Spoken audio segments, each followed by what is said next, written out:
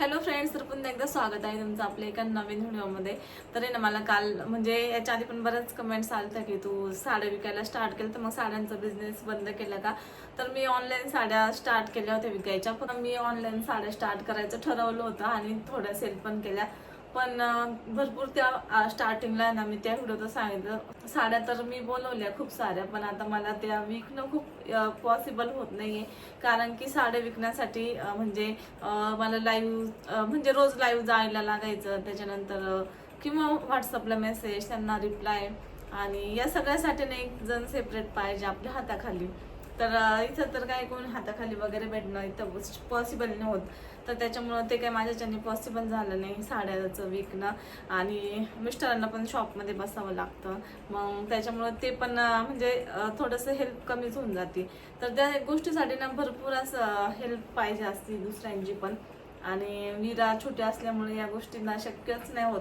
तर एवढ्या डोक्याला ताण करण्यापेक्षा म्हटलं या गोष्टीच नको. एकदा अनुभव घेऊन बघितला.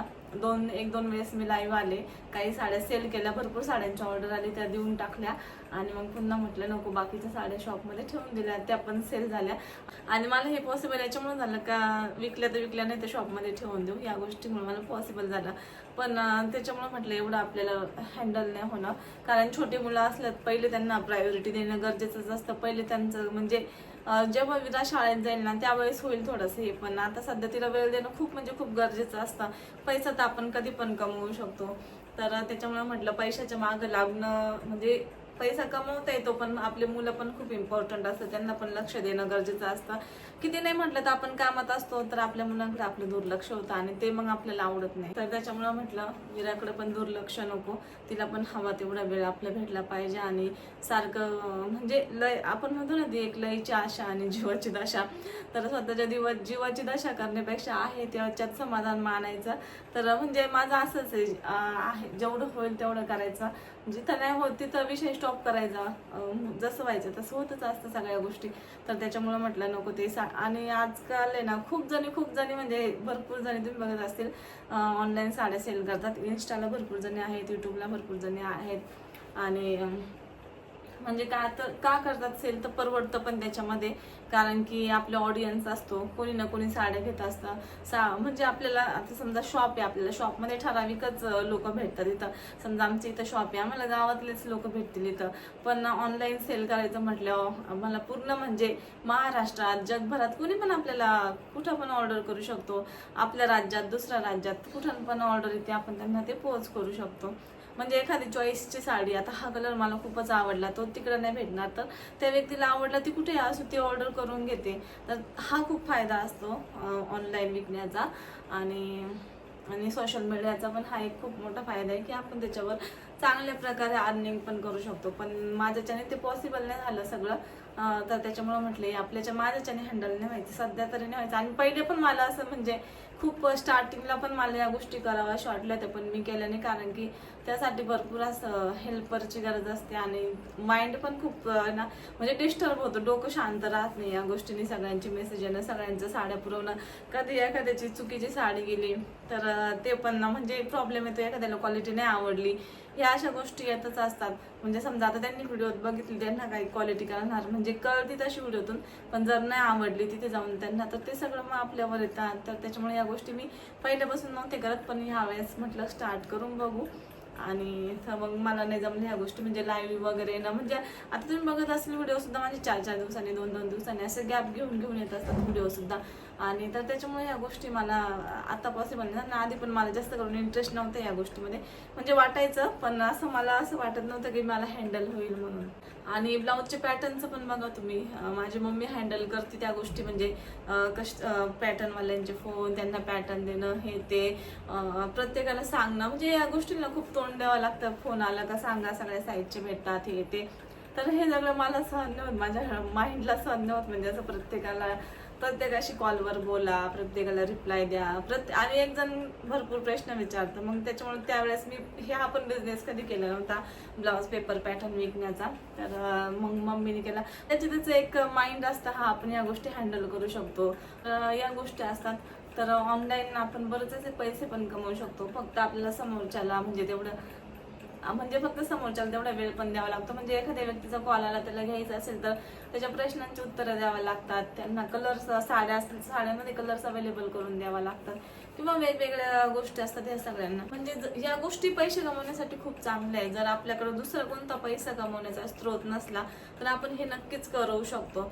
म्हणजे समजा आता माझ्याकडे दुसरा कोणताच इन्कम सोर्स नाही तर मग मी ही गोष्ट काही करून केलीच असते. साड्या विकण्याचं म्हणा किंवा काही विकण्याचं, मी ह्या गोष्टी केल्याच असते जर माझ्याकडे इन्कम सोर्स नसता. म्हणजे आपण त्या गोष्टी माइंडला ठरवून ठेवतो का हा नाही आपल्याला हे करायचंच आहे.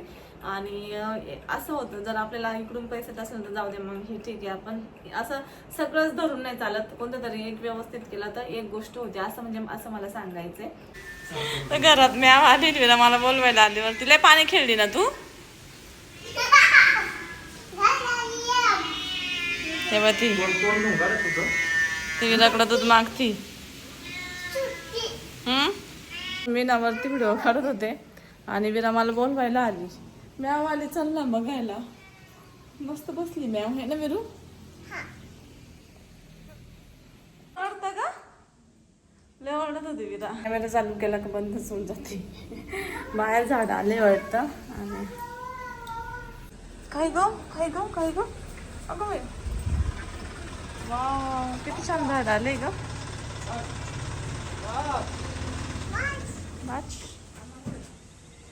म्याव तर गेली नाही का अजून? विरूची माव नाही गेली?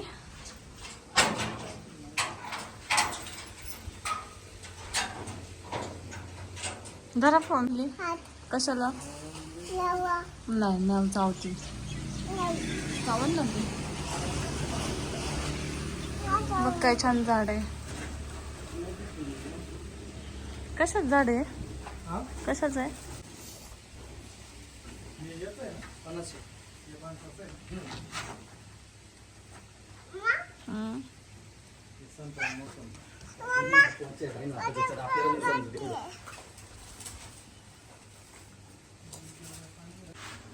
कसे झाड? छान आहे.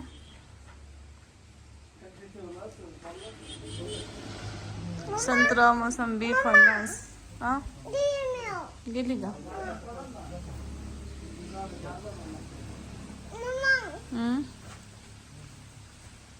तर आहे ना, पाठीमागं पण आम्ही आंब्याचे, नारळाचे हे सगळे चिक्कू बरेच झाडं घेतलेले. तर पेरू, चिक्कू, आंबे, नारळ, तर काही झाडं घराच्या पाठीमागं लावले आणि काही आता तुम्ही बघितले असेल आंब्याचे झाडं.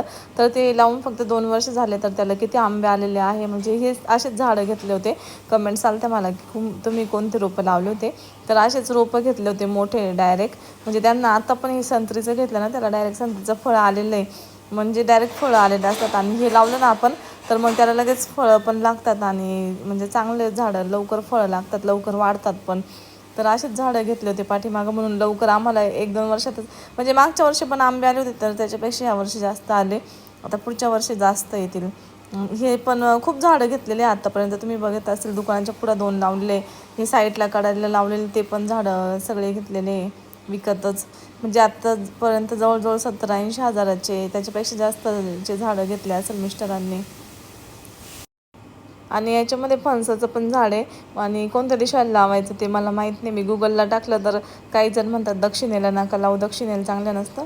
काही जण म्हणतात दक्षिणेला लावा, चांगलं असतं. काही जण म्हणतात उत्तरेला लावा, तिकडं नाही लावत. काही जण म्हणतात तिकडं नाही लावायचं. काहीच समजत नाही कुठं कोणत्या दिशेला लावतात. तर कोणाला माहीत असेल तर नक्की मला कमेंटमध्ये सांगा की फणसाचं झाड आहे ना कोणत्या दिशेला असतं म्हणून. आणि झाडांचं पण खरंच महत्त्व असतं कोणत्या दिशेला लावायचं हे ते.